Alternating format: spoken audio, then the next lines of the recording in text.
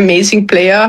Alexandra is unbelievable, and I think it's great. Kagulat World. Sinulat ni Alexandra Ayala ang buong Linz. Si Sandra Reichel, ang tournament director ng Upper Austria Ladies Linz Open, ay hindi mapigilang purihin si Alex nang sabihin niya, "You have an amazing player." Great, you have an amazing player. Grabe ang moment na to. Sa 35th anniversary edition ng tournament na ginaganap ngayon sa indoor clay court sa Design Center Linz mula April 6-12, sinabi ni Director Reichel na ang paglahok ni Alex ay nagpapaspecial sa event. Sabi niya, sobrang excited sila na magkaroon ng ganitong player sa kanilang lineup. Imagine niyo, isang WTA 500 na traditionally hard court pero ngayon ay first time na indoor clay ang surface. At dito mismo, ang ating Pinay star ay isa sa mga bagong mukha na nagdadala ng fresh energy at excitement. Fresh pa rin si Alex mula sa kanyang intense clay prep sa Rafa Nadal Academy, joint sessions kasama si Iga Swiatek at ang warm arrival sa Linz kung saan pumasok pa siya sa isang Pinoy group. Ngayon, ang praise mula mismo sa tournament director ay nagpapakita na hindi lang ang fans ang proud.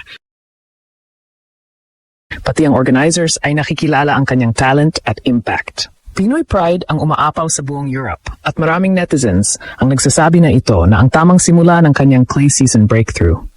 Tara, samahan niyo ako habang i-rewind natin ang buong kwento.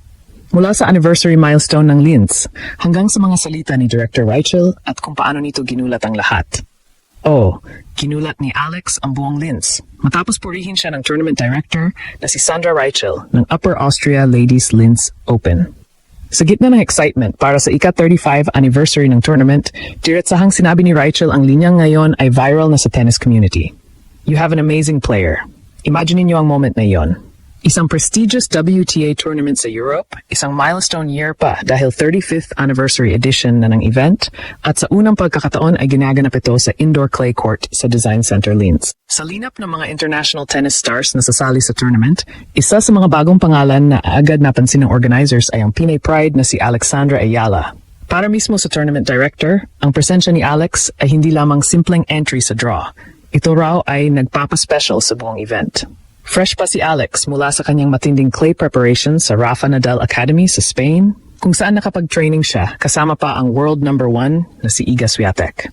Kaya pagdating niya sa Austria, dala niya hindi lang ang kanyang talento, kundi pati ang bagong confidence mula sa elite training environment. At yun mismo ang napansin ng organizers ng Linz tournament. Isang young player na may world-class potential at may kakayahang magdala ng bagong excitement sa kanilang event. Sa social media, mabilis kumalat ang pahayag ni Sandra Reichel. Maraming Pilipino ang naprot ng marinig na mismong tournament director ang nagsabing amazing player si Alex. Para sa marami, hindi ito simpleng compliment. Isa itong malinaw na senyales na ang talento ng Pinay tennis star ay kinikilala na sa international stage.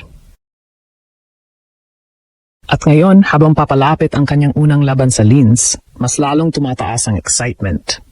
Dahil kung sa arrival pa lang ay nagulat na ang buong tournament director, paano pa kaya kapag nagsimula na ang laban ni Alex sa clay court? Bago natin i-focus ang praise ni Sandra Reichel, unawain muna natin ang konteksto ng tournament na ito. Ang Upper Austria Ladies Linz Open ay isa ng institusyon sa WTA Tour. Ngayon ay ika-35 na taon nito, at sa unang pagkakataon, ginagawa ito sa indoor clay court. Ito ang unang European clay event ng 2026 season na nagsisilbing perfect warm-up para sa mas malalaking tournaments tulad ng Stuttgart, Madrid at French Open. Ang venue? Design Center Linz. Isang modernong indoor facility na binago para sa red dirt na may Dunlop clay court balls para sa authentic feel. Si Alex ay isa sa mga new faces na nagde-debut sa Linz. Bilang seeded player number 7 seed sa ilang reports, diretsong main draw entry siya. At ang kanyang paglahok ay nagdadagdag ng international flavor sa isang event na puno na ng stars tulad nina Ekaterina Alexandrova, Clara Tauson, at Emma Raducanu. Para kay Alex, ito ang tamang testing ground pagkatapos ng kanyang hard court campaign. Ang kanyang lefty game, malalakas na serves, sharp angles, at improving topspin ay perpektong bagay sa clay, lalo na sa indoor setup na nagbibigay ng consistent conditions. Si Sandra Reichel naman, na matagal ng bahagi ng organizing team, ay kilala sa kanyang dedication sa tournament. Sa kanyang interview na ibinahagi ni Jan Castillejo, hindi niya maitago ang excitement. Sabi niya tungkol kay Alex, "You have an amazing player." Ginawa niyang super special ang 35th year dahil sa presence ni Alex. Sobrang excited daw sila na magkaroon ng ganitong talent sa kanilang event. Ito ay hindi basta polite praise. Ito ay genuine appreciation mula sa isang director na nakakita na ng maraming players sa nakalipas na 3 dekada. Sa kanyang pahayag, binigyang diin ni Director Rachel na ang pagkakaroon ni Alex ay nagpapahusay sa buong atmosphere ng tournament. Makes it super special, sabi niya, habang binabanggit ang 35th anniversary at ang groundbreaking shift sa indoor clay. Para sa kanya, si Alex ay hindi lang isa pang entrant. Siya ay isang player nagdadala ng bagong energy, talent at story na nakakaengganyo sa fans at organizers. Ang indoor clay setup ay isang bold move para sa Linz. Sa halip na traditional outdoor o hard courts, ginawa nilang indoor red clay para maging mas controlled ang conditions at mas malapit sa European clay swing vibe. At dito mismo si Alex na galing sa academy ni Rafa Nadal at may exposure na kay Iga Swiatek ay handang magpakita ng kanyang adaptation. Ang praise mula kay Rachel ay nagpapakita na ang tournament ay nakikita si Alex bilang key attraction. Sabi pa niya, excited silang lahat na makita siyang maglaro at ang kanyang presence ay nagpapaspecial sa milestone year na ito. Para kay Alex, ang ganitong recognition mula sa organizers ay extra motivation. Pagkatapos ng kanyang humble arrival sa Linz, kung saan binisita niya ang Pinoy grocery store para makipag-connect sa kababayan, ngayon ay may dagdag na layer ng validation mula mismo sa tournament director. Parang sinasabi ng buong Linz, "Welcome Alex.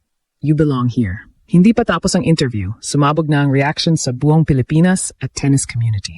Sa social media, libo-libong kababayan ang nag-share ng clip ni Director Rachel at ang daming proud comments. Grabe, sinabi mismo ng director na amazing player si Alex, Pinoy power talaga, ang collective vibe.